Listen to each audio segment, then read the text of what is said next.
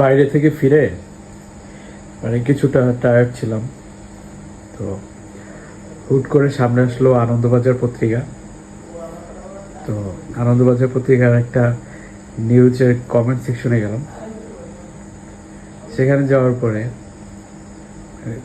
Comment দেখে আর কমেন্টের reply দেখে বাঙালি আর ওয়েস্ট বেঙ্গলের আমার ভাই বোনেরা, বাঙালি ভাই বোনেরা মানে যেভাবে কমেন্ট করতেছে আর রিপ্লাই করতেছে, আমি হাসতে হাসতে আমার আমার পেটের চামড়া ব্যথা হয়ে গেছে।